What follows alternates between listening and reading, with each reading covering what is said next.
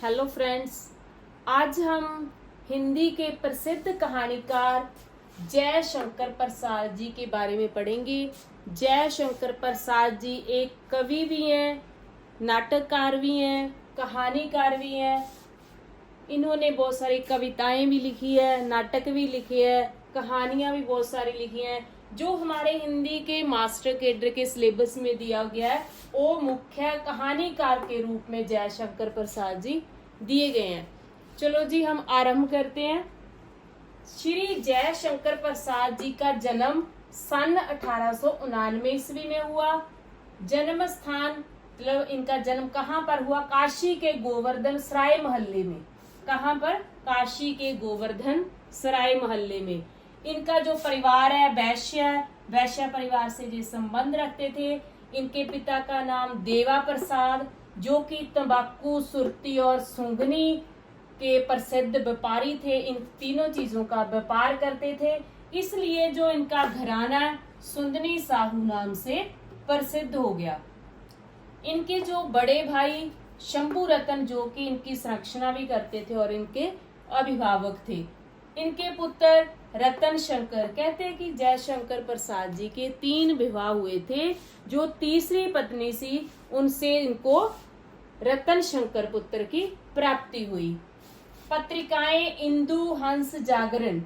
जय शंकर प्रसाद जी की जो रचनाएं हैं वो इन तीनों पत्रिकाओं में छपती थी।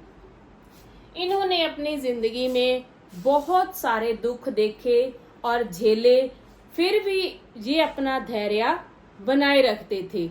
इन्होंने मतलब गंभीर अध्ययन करके अपने जो साहित्य को संलग्न किया, अपने साहित्य में संलग्न रहे। जब ये 12 वर्ष के हुए थे तो इनके पिता देवा प्रसाद का देहांत हो गया।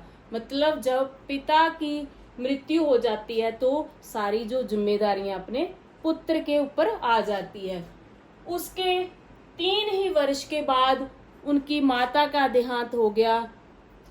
माता और पिता के बाद जो इनके बड़े भाई थे शंभू रतन, इनकी देखरेख करते थे और इनके अभिभावक और संरक्षक बन के रहे। उसके 2 साल बीते। 2 साल के बाद इनके बड़े भाई शंभू रतन का भी देहांत हो गया, मृत्यु हो गई। और इन तीनों के बाद इनकी जिंदगी में इतने दुख आए कि इनके इतने दुख आने के बावजूद भी इन्होंने अपनी जिंदगी को साहित्य के साथ जोड़े रखा। मतलब गंभीर अध्ययन करते रहे, कुछ ना कुछ पढ़ते रहते थे, कुछ ना कुछ लिखते रहते थे, अपने जो साहित्य में संलग्न रहे। इनका देहांत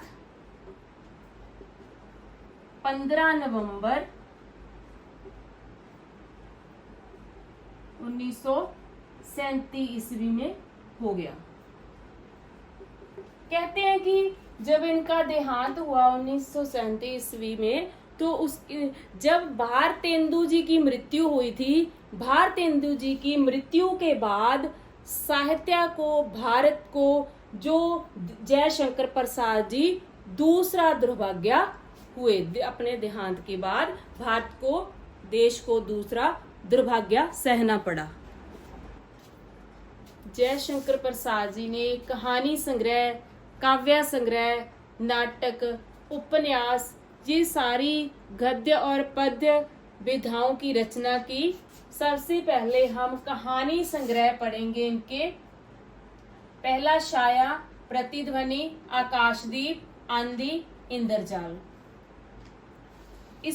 इन कहानी संग्रहों को हम ऐसे भी याद कर सकते हैं, हम कोई छोटी मोटी ट्रिक बनाकर भी याद रख सकते हैं। जैसे हम ट्रिक बना सकते हैं, प्रतिध्वनि, प्रति को हम प्रीति नाम की लड़की से कल्पना कर लेंगे कि प्रीति नाम की जो लड़की है वो छाया में खड़ी है और इतने में आंधी आ जाती है। जब आंधी आती है तो मिट्टी उड़ती है, मिट्टी उड़कर उनकी आंखों में पड़ जाती है।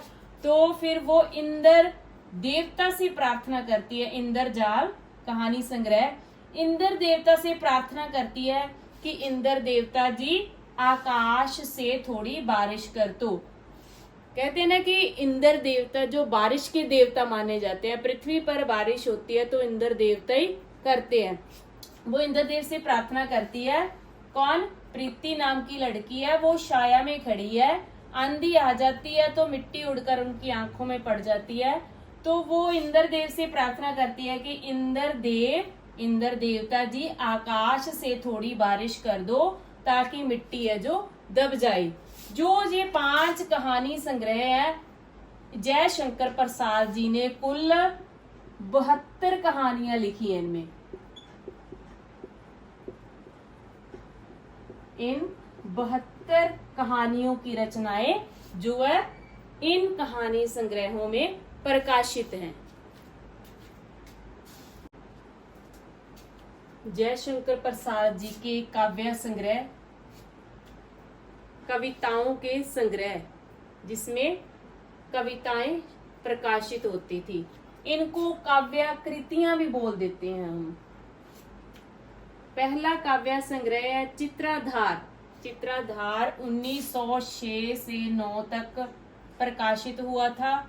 और प्रेम पथिक 1905 और 1913। 1905 में ये खड़ी बोली में लिखा गया था। ये मास्टर कैडर के पेपर में क्वेश्चन भी आया था कि कौन सा काव्य संग्रह जय शंकर प्रसाद जी का, कि पहले ब्रज भाषा में लिखा गया और उसके बाद खड़ी बोली में लिखा गया। पहले 1905 में ये ब्रज भाषा में लिखा गया और 1913 में खड़ी बोली में लिखा गया।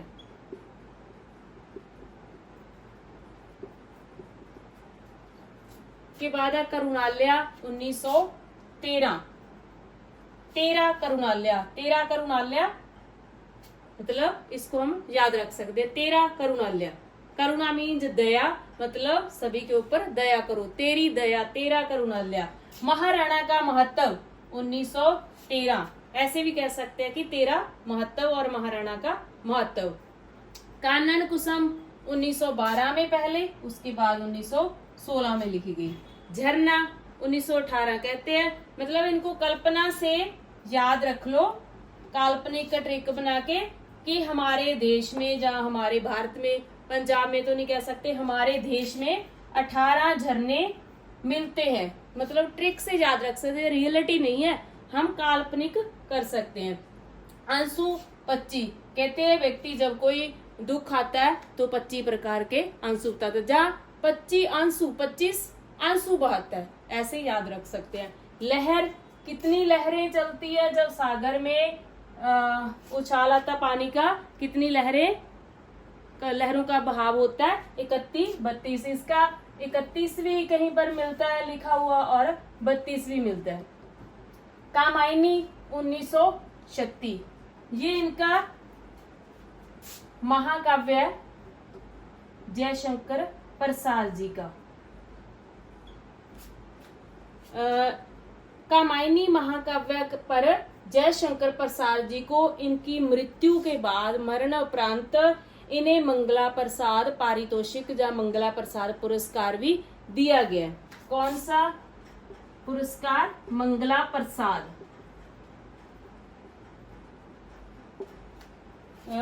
जय शंकर प्रसाद जी के काव्य साहित्य में जो आंसू और कामायनी, इन दोनों का बहुत महत्व है।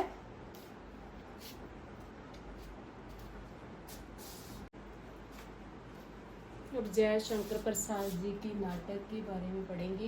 पहला नाटक उनका सज्जन 1910।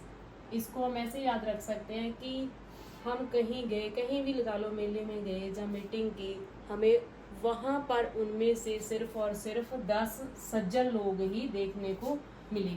करुणालया 13 करुणालया, कहीं पर इनका जो 12 भी मिलता है और 13 भी लिखा हुआ मिलता है। प्रायश्चित 1914, हमें अपनी जिंदगी में जो गलतियां करते हैं और हमें 14 प्रकार के प्रायश्चित करने होते हैं, हम ये काल्पनिक कर सकते हैं, ट्रिक से याद कर सकते हैं। राज्यश्री 1915, मतलब कि जब बच्चा 15 साल का हो जाता है, राज्य भाग्य संभालने के योग्य हो जाता है। विशाख 1921, विशाख है जो 1921, मतलब विशाख 21 साल का हो गया, इसे याद रख लो। अजात शत्रु भाई, भाई शत्रु, हमें किसी का शत्रु नहीं बनकर रहना चाहिए, भाई भाई मतलब भाई, 1922 भाई भाई बनकर रहना चाहिए। जनवेज्य का नाग यज्ञ 1926।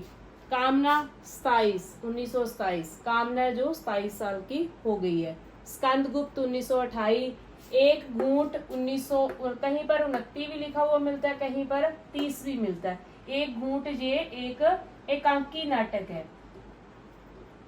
एकांकी नाटक है ये। चंद्रगुप्त 31, ध्रुव स्वामिनी 1933, भगनी मित्र, इनका जो नाटक है वो अपूर्ण है, मतलब अभी तक पूरा नहीं हुआ। गीति नाट्य जो ये करुणालय, सॉरी ये गीति नाट्य है, जहाँ गीति नाटक है, जहाँ गीति नाट्य।